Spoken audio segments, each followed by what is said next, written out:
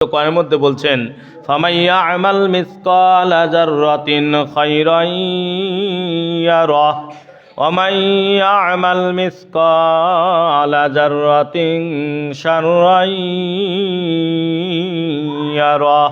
যে কিয়ামতের দিন যাররা পরিমাণ নেক আমল যদি কোনো ব্যক্তি করে থাকে, সেটা যদি পাথরের ভিতরেও লুকিয়ে থাকে, সেই দিন বান্দার সামনে উপস্থিত করা হবে। সুবহানাল্লাহ।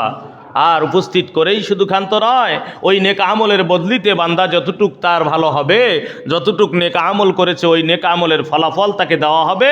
এবং বলা হয়েছে যে যতটুক বদ আমল করছে, এই বদ আমলটাও যদি পাথরের ভিতরে লুকিয়ে থাকে, সেই বদ আমলটাও তার সামনে উপস্থিত করা হবে।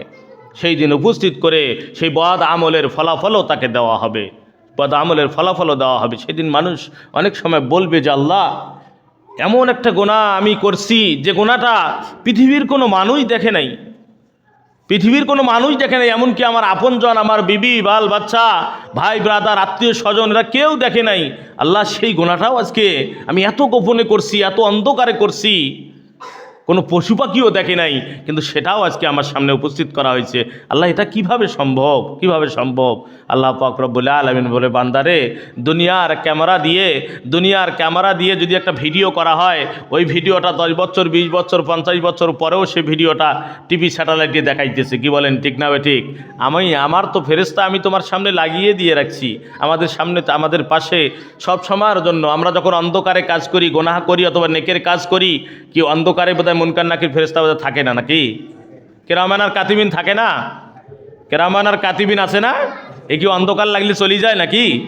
হ্যাঁ রে ইমানদার মুমিন মুসলমান, এটা যদি একটা বিশ্বাস সামান্য একটু মনের মধ্যে থাকে, হ্যাঁ রে, দুনিয়ার একটা মানুষ দেখলে আমি গুনার কাজ করতে চাই না, আর দুজন ফেরেশতা আমার ঘাড়ের মধ্যে দণ্ডায় মানে আছে, আমি এটা নিজেও স্বীকার করি, জানতেছি, বুঝতেছি যে ফেরেশতা দুটো আছে, তারপরেও আমি গুনার কাজ করতেছি। কি জেনায় মত্ত হয়ে যাচ্ছি, জেনা করতেছি, সে সময় মনে হয় ফেরেশতাগুলো থাকে না, হ্যাঁ, দেখে না? সুদের টাকা নাড়তেছি, ঘুষের টাকা নাড়তেছি, মিথ্যা কথা বলতেছি, মানুষের গীবত করতেছি, এগুলো সমস্ত কিছু ভিডিও, অডিও কিয়ামতের দিন বলা হয়েছে যে আমাদের সামনে উপস্থিত করা হবে, সামনে উপস্থিত করা হবে। তাহলে আল্লাহ পাক রব্বুল আলামিন বলে, وَمَن يَعْمَلْ مِنَ الصَّالِحَاتِ وَهُوَ مُؤْمِنٌ فَلَا كُفْرَانَ لِسَعْيِهِ وَإِنَّا لَهُ كَاتِبُونَ। কোনো মুমিন ইমানদার দাবি করার পরে, মুমিন ইমানদার হওয়ার পরে যদি কোনো নেকা আমল করে, এই নেকা আমলটা কিয়ামতের দিন তার অস্বীকার যাওয়া হবে না, তার প্রকাশ্য তার সামনে দেওয়ানো হবে, তাকে উপস্থিত রাখিয়েই তার সামনে বলা হবে, তুমি এই যে নেকা আমল করেছো। আর তাতে বলেছে কি যে এটা শুধু দেখাই নয়, প্রকাশ্যভাবে সুন্দরভাবে, এত সুন্দর যত্নভাবে আল্লাহ পাক রব্বুল আলামিন এটা লিপিবদ্ধ করে লাগবে। লিপিবদ্ধ বলতে কি বোঝায়?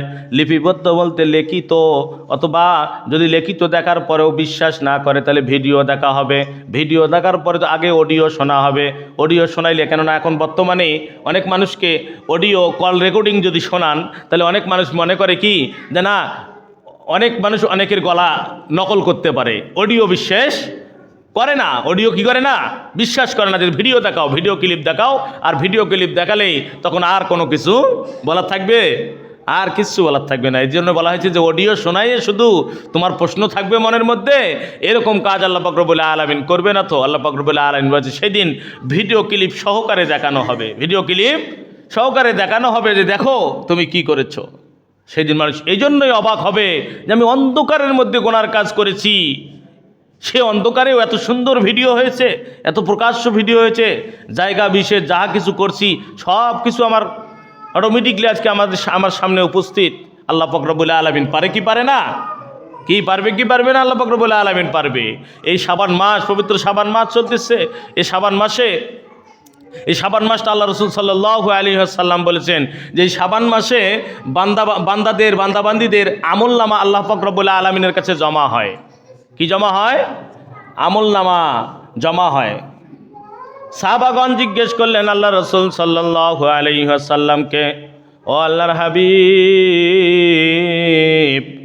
আপনি এই শাবান মাসে এত বেশি রোজা রাখেন কেন? এত বেশি রোজা রাখেন, অন্যান্য মাসে তো আপনি এত বেশি রোজা রাখেন না, এই শাবান মাসে আপনি বেশি বেশি করে রোজা রাখতেছেন, ব্যাপার কি?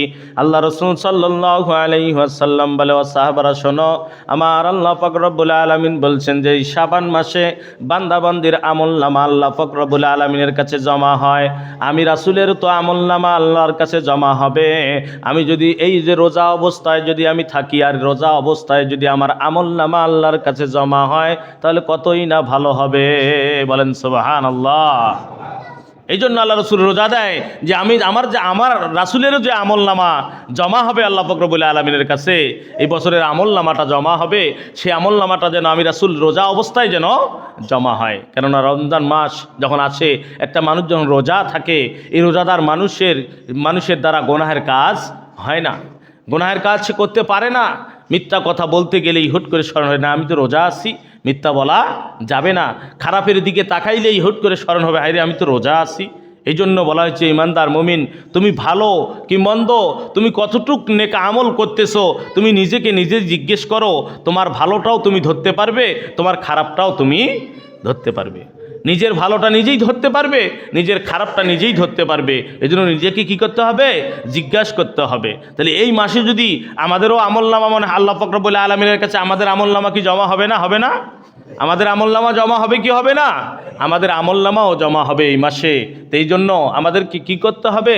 এই মাস থেকে কমপক্ষে, যদি সামনে পবিত্র মাহে রমজান আসতেছে, এই রমজান মাস যদি আমরা বোনাস পেতে চাই, নেক আমলের পাল্লা যদি আমরা ভারী করতে চাই, তাহলে আমাদেরকে কী করতে হবে?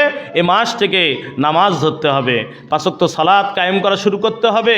এই মাস থেকে যদি এ মাস থেকে যদি নামাজ আদায় না করে, 5 ওয়াক্ত সালাত আদায় না করে, রমজান মাসে এসে যদি হুট করে আমি যদি বোনাস চাই, হুট করে যদি আমি আল্লাহ পাক রব্বুল আলামিনের কাছে আমলের পাল্লা ভারী করতে চাই, তখন কিন্তু আর তখন হবে না। ওই তো বুঝাইলাম যে চাকরি না করলে যতই কাঁদি না কেন, আর যতই চিৎকার করি না কেন, যত ভালোই কাগজপাতি দেই না কেন, আমার বোনাস হবে? বোনাস হবে না।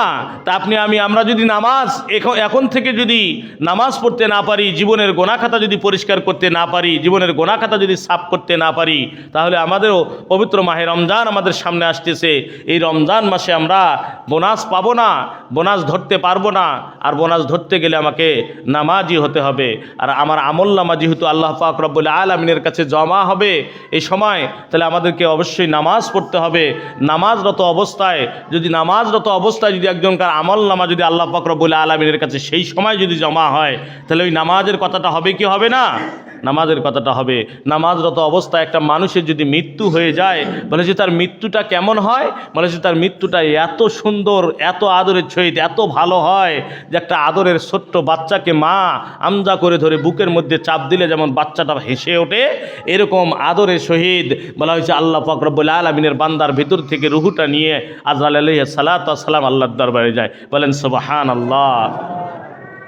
তাহলে আমরা চাই না যে আমাদের মৃত্যুটা যেন নামাজরত অবস্থায় হয়? তাহলে নামাজ পড়লে হবে না পড়লে হবে? নামাজ পড়তে হবে, নামাজ আদায় করতে হবে। এই নামাজের মধ্যে যদি আমরা থাকি, তাহলেই আমরা এই জিনিসটা পাবো। নামাজের মধ্যে যদি না থাকি, তাহলে কিন্তু আমরা এটা আশা করলে পাবো না।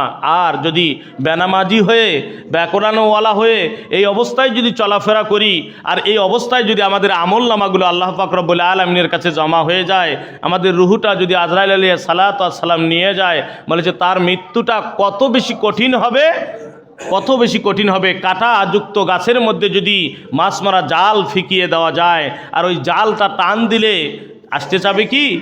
ওই জালটা আসতে চাবে না। ওই জালটাকে জোরপূর্বক যদি টান দেওয়া যায়, তাহলে দেখা যাচ্ছে যে এক সময় টেনে ছিঁড়ে পটপট করে ছিঁড়ে আসবে। এরকম বেনামাজি, নামাজ ছাড়া মানুষগুলো যখন মৃত্যুবরণ করবে, তাদের আমলনামাগুলো আল্লাহ পাক রব্বুল আলামিনের কাছে জমা হবে। এই মৃত্যুটা তার এত ভয়ানক হবে, এত কষ্টদায়ক হবে।